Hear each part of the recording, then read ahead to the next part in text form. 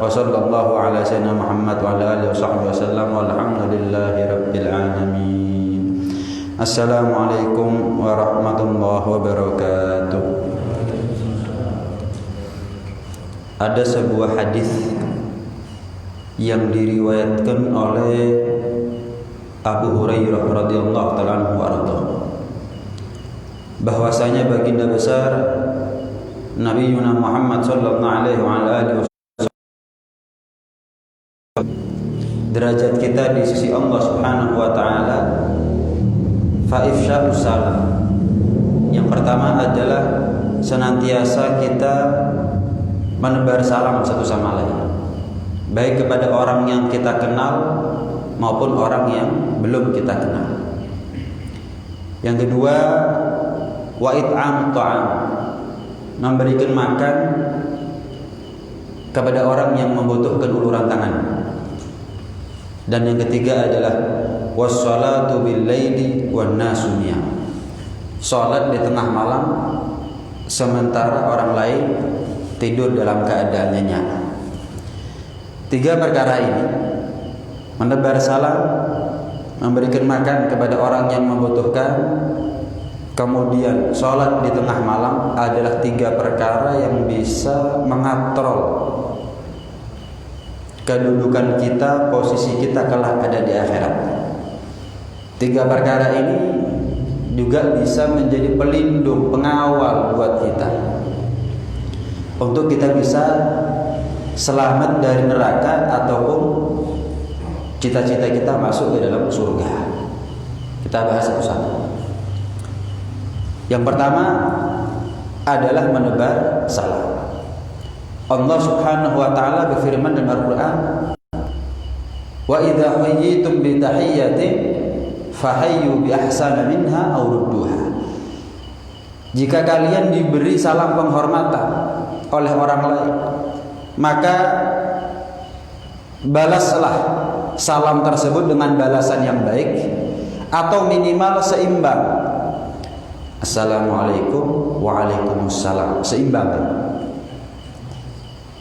Ketika orang lain mengucapkan salam kepada kita, assalamualaikum, kita jawab waalaikumsalam warahmah, maka balasan lebih baik. Tapi lebih sempurna lagi, waalaikumsalam warahmatullahi wabarakatuh. Fahayyu bi ahsana minha aw rudduha, balas dengan balasan yang lebih baik atau minimal seimbang. Sehingga kalau ada orang mengucapkan salam kepada kita, assalamualaikum warahmatullahi wabarakatuh, kita nggak boleh cuma jawab waalaikumsalam. Kita harus balas dengan seimbang, waalaikumsalam warahmatullahi wabarakatuh. Semakin kemari syiar Islam yang namanya salam ini, agama Islam ini agama perdamaian. Bayangkan, tidak ada agama yang saling menyapa satu sama lain kecuali dengan doa, kecuali agama Islam. Assalamualaikum, semoga senantiasa keselamatan tercurahkan kepada kamu, warahmatullah, bukan hanya keselamatan tapi juga rahmat dari Allah, wabarakatuh, keberkahan dari Allah Subhanahu wa taala. Ada agama lain, pemeluk agama lain satu sama lain saling menyapa dengan saling mendoakan? Nggak ada. Dalam sebuah hadis Rasulullah SAW mengatakan, la tashabbahu bin nasara wa bil yahud, jangan kalian ini menyerupai dengan kaum Nasrani dan kaum Yahudi. Kaum Nasrani itu kalau menyapa dengan jari, sementara kaum Yahudi kalau menyapa dengan tangan. Kalau kita ketemu kadang-kadang pakai tangan. Dari 15 abad yang lalu Rasulullah sudah melarang kita jangan menyerupai kelakuan kita dengan kelakuannya umat agama lain, Yahudi dan Nasrani terutama. Karena kalau kita ketemu dengan orang lain, kita kenal atau kita nggak kenal, sapa dengan salam, apa susahnya? Bukan cuma sekedar misal kita tanya apa kabar, kenapa enggak Assalamualaikum, apa kabar, itu kan enak. Kalau kita misal lewat di depan orang, kulon wun, nyuwun sewu, nggak ada masalah, etika, tapi nggak ada doa. Kalau seandainya kita lewat depan orang, assalamualaikum, kan etika jelas ya, etika jelas. Tapi lebih daripada etika itu adalah doa. Karena itu ajaran Islam ini sebetulnya relevan bagi seluruh penduduk manusia dimanapun mereka berada. Kita punya adat kebiasaan, kita punya kebudayaan, tapi tetap adat kebiasaan dan kebudayaan tidak lebih prioritas bagi kita untuk kita pertahankan, untuk kita lestarikan daripada syiar agama Islam. Kita kulon nuwunnya lestari, tapi syariat salamnya nggak ada. Syiar Islam berupa salamnya nggak ada. Seharusnya apa? Salam yang diprioritaskan. Kenapa? Kalau sudah mengucapkan salam ya kulon nuwun. Kalau sudah mengucapkan salam bukan hanya doa tapi juga menjaga etika. Nabi itu mengatakan begini, yang berkendara mengucapkan salam kepada mereka yang tidak berkendara. Coba. Yang berdiri mengucapkan salam kepada yang duduk, yang sedikit mengucapkan salam kepada yang banyak. Ada kira-kira budaya kalau perlu adat istiadat suatu daerah yang lebih tinggi daripada apa yang diajarkan oleh Rasulullah SAW. Yang sedikit mengucapkan salam kepada yang banyak. Pernah sekali waktu Sayyidina Umar bin Abdul Aziz radhiyallahu ta'ala anhu wa radha. Sayyidina Umar bin Abdul Aziz ini ketika keluar dari rumah kemudian mengendarai kuda, beliau sendirian. Ketika lewat di depan rakyatnya, ketika itu mereka para rakyat Sayyidina Umar bin Abdul Aziz sedang bergerombol. Maka para rakyat Sayyidina Umar bin Abdul Aziz ketika ketemu dengan Sayyidina Umar bin Abdul Aziz nyapa duluan. Assalamualaikum warahmatullahi wabarakatuh ya Amirul Mukminin. Wahai pemimpin kami, assalamualaikum warahmatullahi wabarakatuh. Sik kata Sayyidina Umar. Tunggu dulu. Kalian lupa ya sama hadisnya Nabi, yang sedikit mengucapkan salam kepada yang banyak. Saya yang mengucapkan salam, kalian yang menjawab.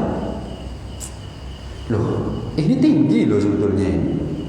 Kita jaga adat ketimuran, tapi kadang-kadang syariat ini enggak kita jaga. Bukan saya ngomong nggak perlu adat ketimuran dijaga. Cuman pertanyaan saya satu, kalau kita jaga syariat, apakah ada adat ketimuran yang terbuang? Kalau kita menjaga syariat, apakah ada adat ketimuran yang terbuang? Ketemu sama orang yang lebih tua, mengucapkan salam, bukan hanya unggah-ungguh, bukan hanya etika dan kesopanan, tapi lebih daripada itu adalah doa. Subhanallah. Dan ini memang termasuk tanda akhir zaman, tanda dekatnya kiamat. Rasulullah SAW pernah bersabda begini, min asyratis sa'ah ayyamur ar-rajul bil masjid la yusalli fihi wa alla yusallima illa ala man ya'rif. Termasuk tanda dekatnya kiamat itu adalah seseorang lewat di depan masjid tapi enggak sholat di dalamnya. Lewat depan masjid pas azan tapi enggak berhenti. Ini termasuk tanda dekatnya kiamat. Kemudian apa? Dia tidak mengucapkan salam kecuali hanya kepada mereka yang dia kenal. Enggak kenal enggak mengucapkan salam. Oh, apalagi nggak kenal aja kita ini kadang-kadang nggak mengucapkan salam. Warasa, nang dia ini nggak tahu kita, nggak ada. Assalamualaikum kemana aja nggak pernah kelihatan. Apa susahnya? Mengucapkan salam ini apa susahnya? Lihat demikian jauhnya kita daripada syariat Islam. Kenapa? Semudah salam kita sampai terlupa, terlewat menegur orang lain dengan mengucapkan salam terlebih dahulu. Rasulullah melarang. Rasulullah SAW melarang, la tujibul kalam qabla salam. Jangan kamu jawab ucapan jika ucapan itu sebelum salam. Salam dulu baru kalam. Salam baru kalam. Kalau ada kalam sebelum salam, jangan dijawab kalamnya. Opo nang diai, jangan dijawab. Assalamualaikum. Oh iya lali ya. Begitu baru dijawab pertanyaannya. Oh iya kemarin saya keluar kota. Oh iya saya ini. Oh iya. Selesai, apa susahnya? Termasuk tanda dekatnya kiamat. Bahkan ya, dikatakan juga annahu sayati 'alan nasi zamanun yakunu salam fihi lil ma'rifah. Akan datang suatu zaman, zamannya kita ya. Tidak terucapkan salam kecuali salam ini hanya untuk salam kenal. Artinya apa? Salam yang tidak dia ucapkan kecuali kepada orang yang dia kenal. Nggak kenal nggak mengucapkan salam. Nggak kenal nggak mengucapkan salam. Coba kalau kita ini saling menebar salam satu sama lain. Perdamaian itu kan terwujud dengan sendirinya. Kita ini kepingin damai, tapi mengucapkan salam sama orang yang kita kenal aja, abote setengah mati. Apalagi sama nggak kita kenal, padahal satu agama. Padahal seiman dengan kita, sholatnya sama, subuhnya 2 rakaat, duhur, asar, isyanya 4 rakaat, maghribnya 3 rakaat, nggak mau ucapin salam. Adalah gara-gara kunut tapi nggak kunut kadang-kadang. Adalah kadang-kadang ini bismillahnya jahar, ini bismillahnya sir, kadang-kadang. Ini 8 rakaat kalau tarawih, yang ini 20 rakaat, nggak mau ucapin salam. Ya Allah, mau damai gimana ceritanya? Penentu bangsa ini bisa bersatu itu adalah kita, umat muslim. Kenapa? Mayoritas. Kalau umat muslimnya bersatu, ya otomatis bangsa Indonesia ini bangsa yang bersatu. Otomatis. Lain kalau muslimin di daerah minoritas. Kalau musliminnya bersatu, ya belum tentu negaranya itu bersatu. Misal warga Amerika, warga Eropa, asli Amerika, asli Eropa, mu'alaf masuk ke dalam agama Islam, minoritas. Mereka bersatu, terus Amerika Eropa bersatu? Ya belum tentu. Kenapa? Minoritas. Tidak menentukan persatuan mereka menjadi persatuan bangsanya, negaranya. Tapi kalau kita, alhamdulillah, mayoritas. Kalau kita bersatu, otomatis seluruh bangsa ini bersatu. Pertanyaannya, cita-cita persatuan itu akan menjadi cita-cita yang muluk-muluk kalau kita mengucapkan salam aja enggak. Ibarat orang main layangan terlalu melit, pedot tangan nanti akhirnya kalah sama angin. Sama, cita-citanya bersatu, ucapkan salam sama yang dikenal aja enggak kadang-kadang. Mendahulukan apa kabar, mendahulukan dari mana saja, mendahulukan pertanyaan dan pernyataan daripada salam. Pernah sekali waktu Rasulullah sallallahu alaihi wasallam mengatakan begini, la tadkhulunal jannah hatta tu'minu. Kalian ini enggak mungkin masuk ke dalam surga kecuali kalian menjadi orang yang beriman. Kepingin masuk surga, iman. Wala tu'minuna hatta tahabbu. Kalian nggak mungkin menjadi orang yang beriman kecuali saling cinta. Ingin masuk surga, kepingin, syaratnya beriman. Gimana caranya? Saling mencinta satu sama lain. Ala adullukum ala syai'in. Ala adullukum ala syai'in idza fa'altumuhu tahabbu. Maukah kalian aku beritahu satu hal yang kalau kalian amalkan hal tersebut kalian saling mencinta sehingga sempurna keimanan kalian dan pada akhirnya kalian masuk ke dalam surga? Bala ya Rasulullah. Mau ya Rasulullah. Apa? Afsyus salam. Tebar salam satu sama lain. Kita ini setiap hari pasti ketemu orang, pasti lebih dari 10 orang secara umum ya. Kita ini keluar rumah ketemu berapa banyak orang. Ketemu sama orang yang kita kenal aja lebih dari 10, apalagi kalau dihitung sama yang kita kenal, berapa orang yang kita ketemu. Ini di masjid ini berapa? Pertanyaannya, adakah dalam sehari 10 kali aja salam kita sebut? Kita ketemu sama orang 50 orang, 60 orang, 70 orang. 10 saja dia kita ngucapin salam. Ajib. Kepingin bersatu, kepingin, mimpi. Itu namanya, bukan cita-cita. Ada keinginan itu cita-cita, ada keinginan itu mimpi. Lalu kita mau usaha kok, kepingin. Bukan cita-cita, mimpi itu namanya. Afsyus salam kata Nabi. Tebar salam satu sama lain. Satu sama lain. Itu tanda kalau kita saling mencintai, saling peduli. Bahkan dari yang nggak kenal kenal kenal. Yang membuat kita bersatu ini siapa sih? Duit, jabatan membuat kita bersatu, pangkat. Yang membuat kita bersatu adalah Allah Subhanahu wa taala. Buktinya orang gara-gara duit bukan bersatu, cakar-cakaran. Gara-gara jabatan bukan bersatu, gontok-gontokan. Bukan. Yang membuat kita bersatu itu adalah ketika kita sama-sama taat kepada Allah. Yang satu mengucapkan salam, taat. Yang lain mengucapkan salam juga, taat. Ketaat ketemu taat, dibantu oleh Allah Subhanahu wa taala. Walakinnallaha allafa qulubahum. Allah yang membuat hati kita ini saling terpaut satu sama lain. Allah yang membuat hati kita saling terikat satu sama lain. Ingat, sekalipun kita ketemu sama orang yang enggak kita kenal, ketahuilah ya apa maksud kata kenal dia dulur. Kenapa? Innamal mu'minuna ikhwah. Namanya orang beriman satu sama lain itu adalah saudara. Gak kenal aku tapi kok sarungan, kok metut kok masjid misalnya. Nggak kenal gimana? Assalamualaikum. Waalaikumsalam. Orang kan jadi segen sama kita. Artinya segen tuh seneng gitu. Gampang akrab akhirnya kalau kita mau ngucapin salam duluan. Baru tanya, kok baru kelihatan, rumahnya di mana? Oh di sini, saya baru seminggu tinggal di sini. Lu kan enak ya, enak sebetulnya. Oh pokoknya kalau kita nurut sama syarat enak toh.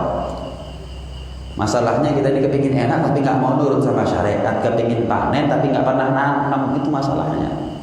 Nah, kepingin panen tapi nggak pernah mau nandur. Salam itu akhlak. Sekalipun pada orang yang mungkin dia nggak mau nyapa kita duluan, ucapkan salam.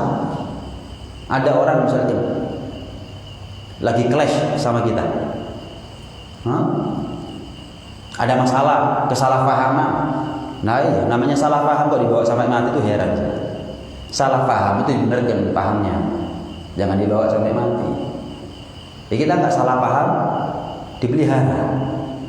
Akhirnya anaknya tahu, akhirnya anak sama anak nggak nyopo, bojo sampai bojo nggak nyopo, ya berat, ya berat. Akhirnya makanya Belanda dulu jajah kita 350 tahun.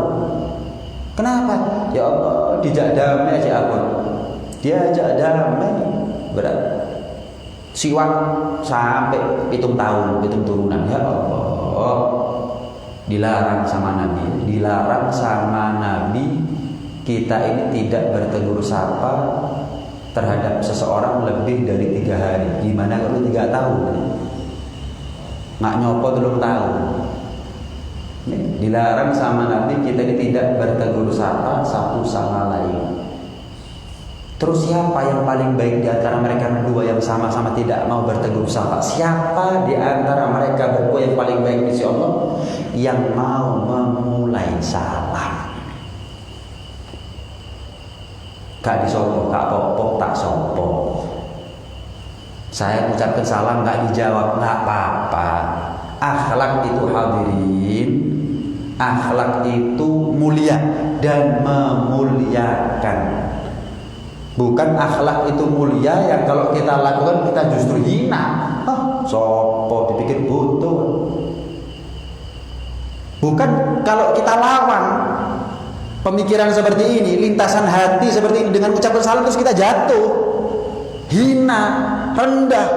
Wah, nanti kalau saya salam dipikir butuh, dipikir ngaku salah nanti. Padahal saya nggak salah, saya bener. Loh, itu kan setan. Kita kan tahu itu setan, ini nggak bener. Wong tahu salah, kok tahu nggak bener. Lawan dong. Dengan apa? Ucapan salam. Ucapan salam. Nggak dijawab nggak apa-apa.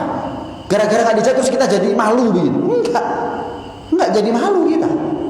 Yang ada mungkin dia malu nanti di rumah. Kenapa?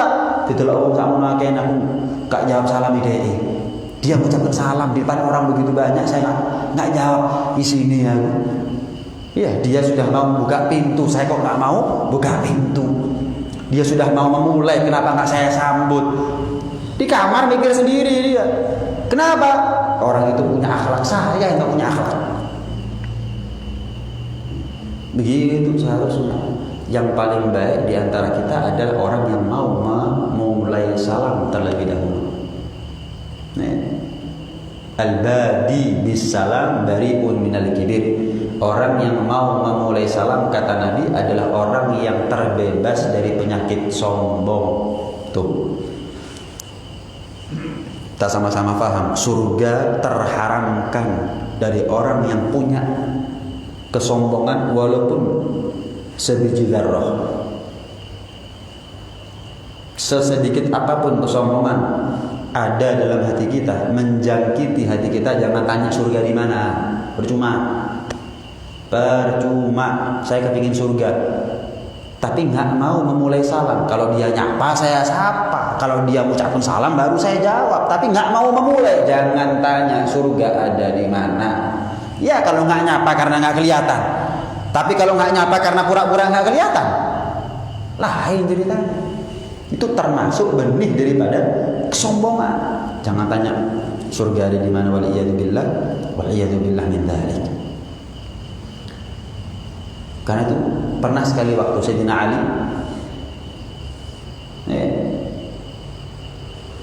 dengan Sayyidina Umar itu papasan, sudah agak jauh, baru Sayyidina Ali menyapa Sayyidina Umar.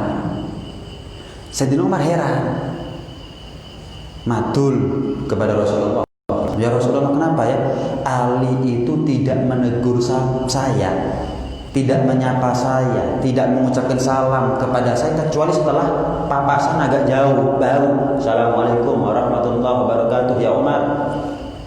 Kenapa ya? Kok nunggu jauh baru dia mengucapkan salam, dipanggil sama Rasulullah. Tanya, Ali betul ucapannya Umar? Betul ya Rasulullah. Kenapa? Kok nunggu jauh baru kamu ucapkan salam? Aku kepingin Umar yang mengucapkan salam terlebih dahulu kepada aku ya Rasulullah. Bukan karena leka nyopo kata sopo, bukan. Karena orang yang memulai salam itu adalah orang yang paling dekat posisinya di sisi Allah Subhanahu wa taala. Lihat. Lah kalau kita kan loh, kan nyopo. Pikir butuh. Wah, ada subhanallah kita. Padahal mungkin nggak kelihatan. Kita mengucapkan salam, dia nggak jawab. Satu di antara dua. Kita mengucapkan salam, dia nggak jawab, satu di antara dua. Dia nggak denger, nggak fokus, nggak konsen, atau kita yang nggak dengar kalau dia menjawab salamnya kita. Satu di antara dua. Itu langsung kita cut, nggak ada. Dari mana kita tahu kalau dia dengar? Sekarang saya tanya, Anda nih sekian banyak. Dari mana saya tahu kalau jenengan ini kenyang? Sama, dari mana saya tahu kalau panjenengan sekarang ini dengar? Saya nggak tahu. Saya ucapkan salam, nggak dijawab, mungkin nggak dengar, nggak mungkin. Loh, nggak konsen, bukan nggak dengar karena sakit telinga, bukan, nggak konsen. Kadang-kadang orang itu sudah nggak konsen, ya nggak dengar, ngelamun. Kita nggak ada Ustaz, memang sombong orang itu. Wah, kok mau kita ini diadu domba sama setan? Kok mau kita diprovokasi sama setan? Satu di antara dua, dia mungkin gak dengar atau dia jawab tapi saya gak dengar. Selesai. Di-cut seharusnya. Di-cut. Sayyidina Ali jawab seperti itu bukan noles ya. Bukan noles. Kalau kita mungkin dengar ceritanya Sayyidina Ali, Sayyidina Umar jadi ngeles, jadi alasan nanti. Lah, kepingnya saya dia yang ucapin salam duluan. Oh, padahal sini leka nyoba akhirnya nyoba sih. Ya, kalau nggak ngucapin salam ya nggak mau ngucapin salam duluan sebetulnya. Nah, karena itu ayo kita sama-sama memperbanyak salam. Abdullah bin Umar, putra Sayyidina Umar bin Khattab radhiyallahu ta'ala anhu wa radhiyallahu itu setiap hari keluar masuk pasar tujuannya cuma menyebar salam tuh sama dia. Assalamualaikum, assalamualaikum, assalamualaikum, assalamualaikum, assalamualaikum. Begitu, setiap hari begitu. Kadang beli, kadang enggak, tapi salam itu pasti. Masuk pasar, kadang beli, kadang enggak, kadang belanja, kadang enggak, kadang jual, kadang enggak, tapi salam itu pasti. Subhanallah. Pernah kita keluar dari rumah kemudian mikir, barangkali saya ketemu sama orang, saya mengucapkan salam, pahalanya besar. pahalanya besar, tanda saya cinta, tanda saya nggak sombong, tanda saya iman, tanda kalau saya insya Allah penghuni surga. Loh gitu seharusnya. Apa susahnya kita ucapkan salam dengan imbalan surga? Apa susahnya kita ucapkan salam dengan imbalan surga, balasan surga? Nggak ada susahnya mas. Ayo tebar salam, tebar salam. Buang penyakit hati, kesombongan, kedengkian yang turun temurun, yang tahunan, karatem nantinya kita gara-gara sifat seperti itu. Buang itu semua dengan apa? Ucapkan salam terlebih dahulu. Dibalas nggak dibalas urusannya dia sama Allah Subhanahu Wa Taala. Nah, yang kedua wa in anta. Yang kedua adalah dengan memberikan makan kepada mereka yang nggak mampu. Ya. Dalam sebuah hadis dikatakan Allah itu kalau melihat kita bersedekah, fa innallaha yaqbaluha biyamini. Kalau kita bersedekah, Allah itu menerima sedekahnya kita dengan tangan kanannya, dalam tanda kutip tentunya ya, karena Allah nggak punya tangan. Masa Allah punya tangan kanan, tangan kiri gitu? Dalam tanda kutip, itu adalah majaz. Itu adalah kiasan bahwa memang segala sesuatu itu kalau mulia diterima dengan tangan kanan. Sesuatu itu kalau diterima oleh Allah, dibahasakan oleh Rasulullah, seolah-olah Allah itu menerima dengan tangan kanannya. Sehingga Siti Aisyah radhiyallahu ta'ala anha waradhaha itu kalau sedekah dinar, dirham itu diolesi minyak misik terlebih dahulu. Diolesi minyak misik terlebih dahulu. Ditanya, "Dalah cuman sedekah, kok diolesi minyak misik terlebih dahulu? Kenapa Aisyah?" "Iya, kan nanti diterima oleh tangan kanannya Allah Subhanahu wa taala." Ibarat kalau kita ini mau ngasih sesuatu kepada orang yang kita muliakan, kan kalau bisa wangi, kemudian rapi dan seterusnya. Sama, Siti Aisyah juga begitu. Ini kan diterima oleh tangan kanannya Allah. Saya kepingin diterima dalam keadaan yang paling pantas. Dinar dirham diolesi minyak misik dulu. Ya. Diolesi minyak misik baru sedekah. Dan Siti Aisyah ini orangnya terkenal ahli sedekah. Pernah beliau itu minta budaknya, kalau sudah beliau sedekah, budaknya disuruh buntuti orang yang beliau kasih sedekah. Coba dibuntuti. Tugasnya kamu cuma satu. Kamu nguping apa yang terucap dari lisan orang yang aku beri sedekah kepada dia. Apakah dia mendoakan balik kepada saya dengan kebaikan?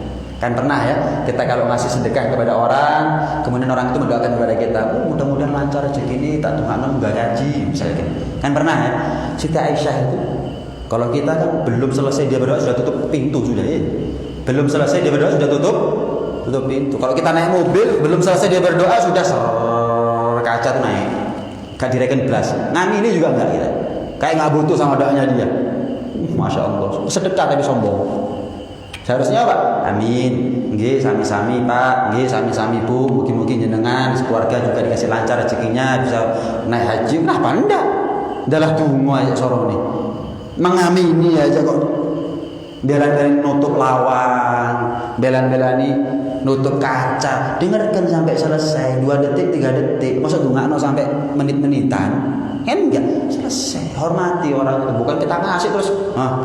Tuh, kocok. Kasih banting lawangi, padahal dia mendoakan kita. Siti Aisyah gak begitu. Ikuti dia, buntuti dia. Kalau sampai terucap doa dari lisannya, kebaikan kepada saya, doa kebaikan kepada saya, bilang ya, aku kirim salam sama dia dan doakan sebagaimana dia mendoakan saya. Doakan sebagaimana dia mendoakan saya. Oh, mudah-mudahan Siti Aisyah lancar rezekinya.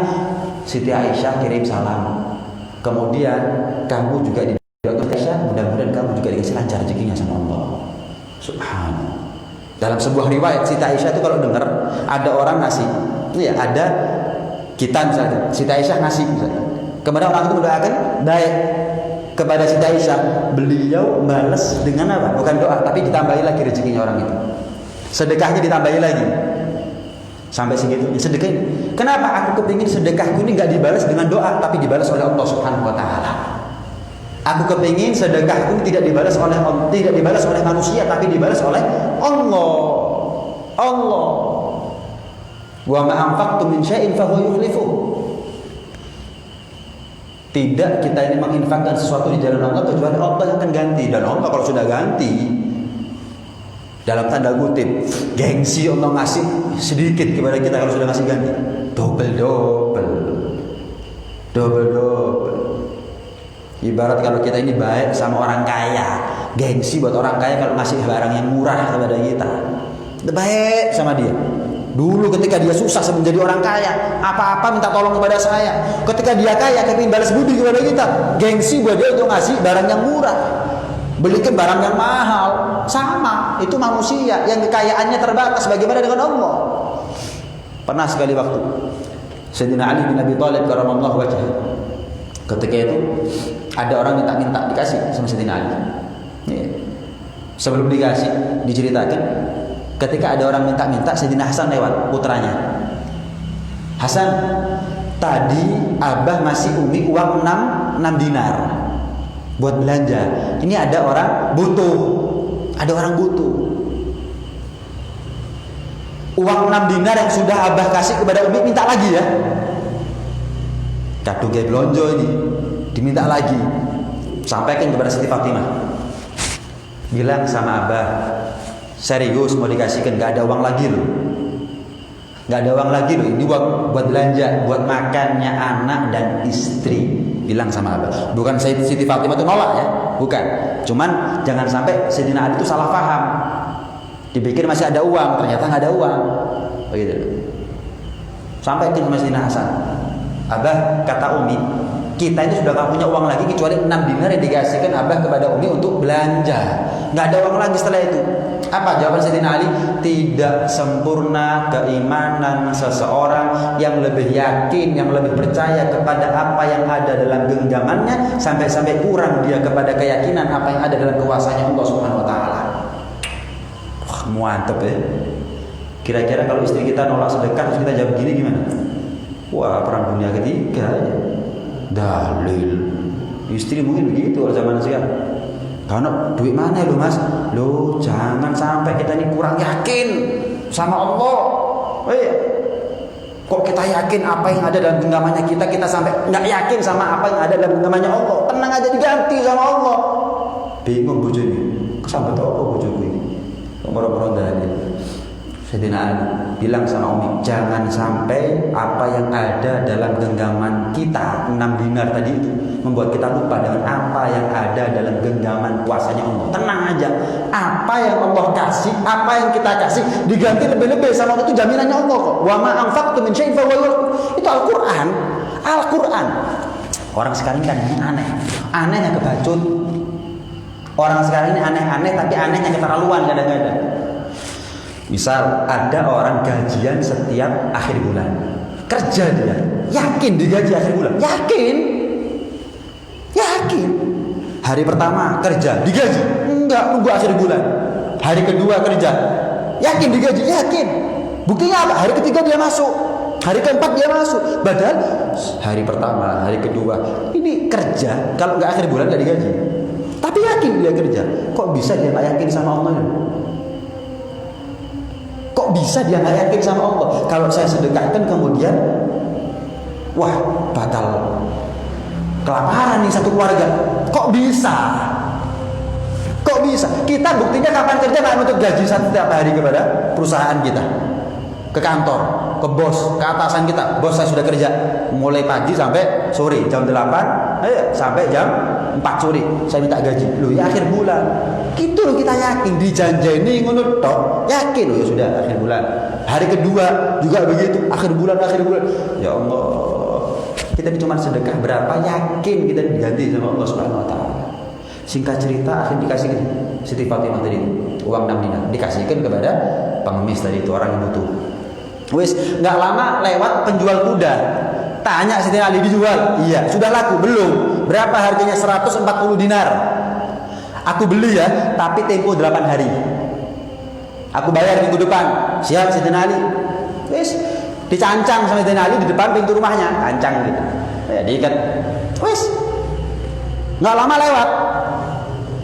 Seorang saudagar tanya, kuda siapa Siti Ali? Kuda saya. Ibarat kalau mobilnya siapa Kiai? Mobilnya saya. Wah, ini kudanya Siti Ali ini. Ibarat mobilnya Kiai ini. Saudagar, orang kaya, tanya. Nggak dijual? Dijual. Berapa harganya Sayyidina Ali? 200 dinar. 200 dinar. Boleh tempo? Pak, boleh cash. Oh ya wis, saya beli. Ya, mobilnya Kiai mampu beli. Beli juga, barokah wis. Bahasanya kita sekarang gitu. Dibeli 200 dinar. Kumpul 200 dinar. Di tangan Sayyidina Ali ada uang 200 dinar. Harganya kuda pulaknya 140 dinar. Janji bayar 8 hari lagi. Enggak, langsung dikontani. Enggak situ, utang dikontani sudah 140. Kalau kita kan 200 dinar ya apa bayar apa kok sing 140 iki. Aku kadang janji ulung dino itu. Gampang wis. Akhirnya kapan 8 hari? Karena duit.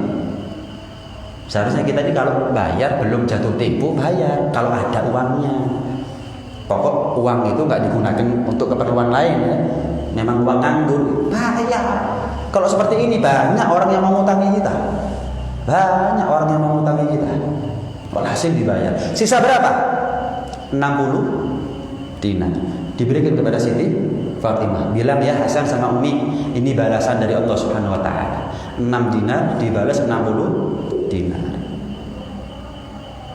Manja bil hasanah falahu asyru amsalihha. Dalam Al-Qur'an Allah berfirman, barang siapa berbuat baik sekali diganti 10 kali oleh Allah Subhanahu wa taala.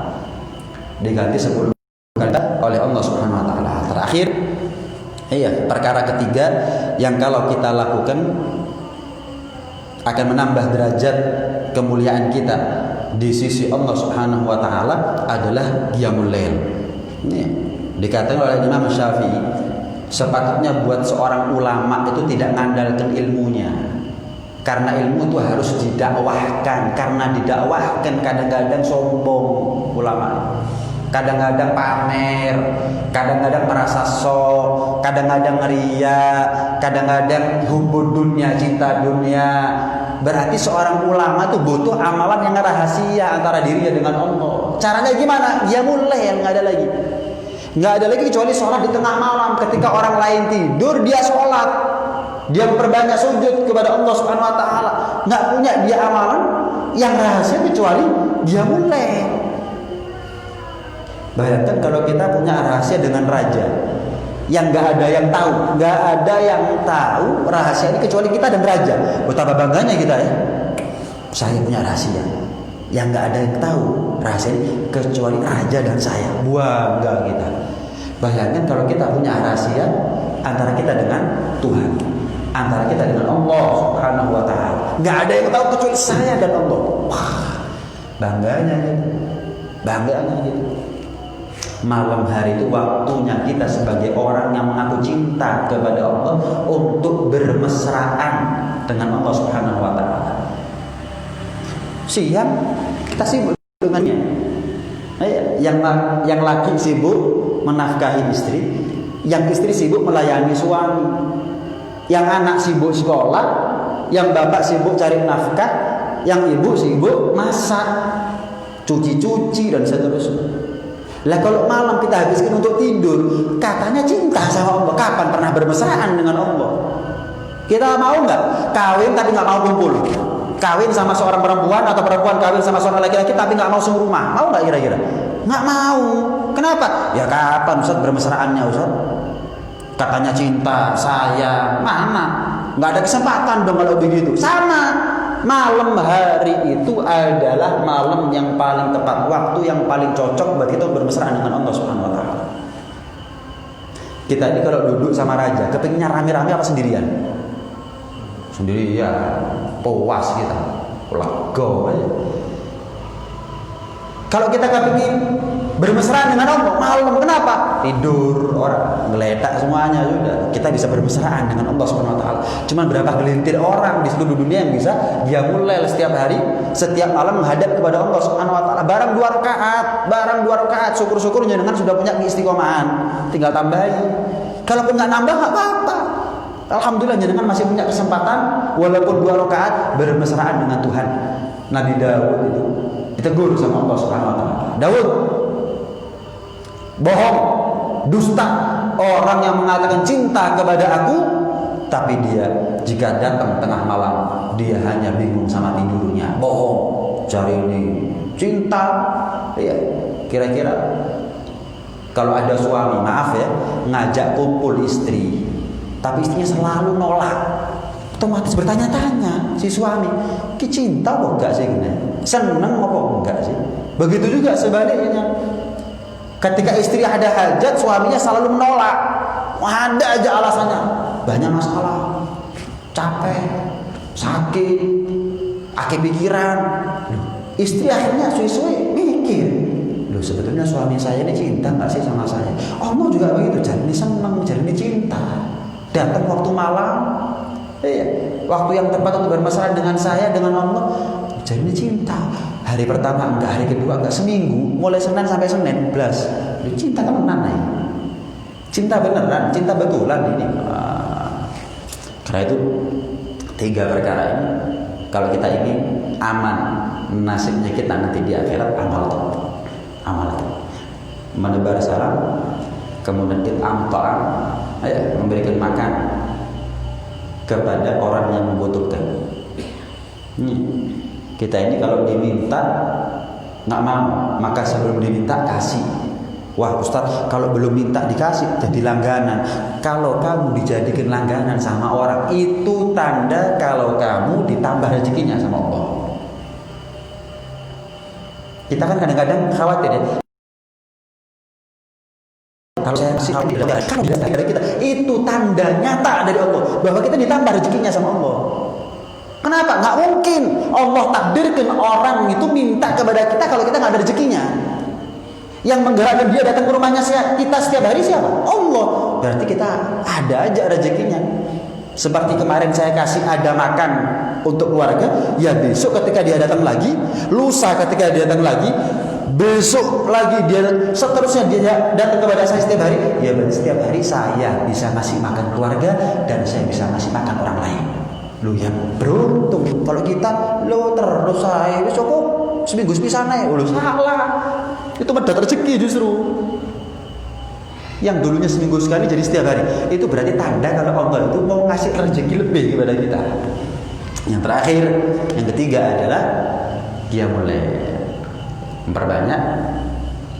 memperbanyak sholat di tengah malam. Mudah-mudahan dimampukan kita oleh Allah Subhanahu wa taala, disanggupkan kita oleh Allah Subhanahu wa taala, dibisahkan kita oleh Allah Subhanahu wa taala untuk menjadi orang yang betul-betul sebelum matinya mengamalkan 3 perkara ini, sehingga setelah matinya kita diangkat setinggi-tingginya, derajat kemuliaan kita di sisi Allah, posisi kita nanti ada di surga bersama Rasulullah sallallahu alaihi wa alihi wasallam. Amin, Allahumma amin, amin ya rabbal alamin. Rabbana anfa'na bima 'allamtana.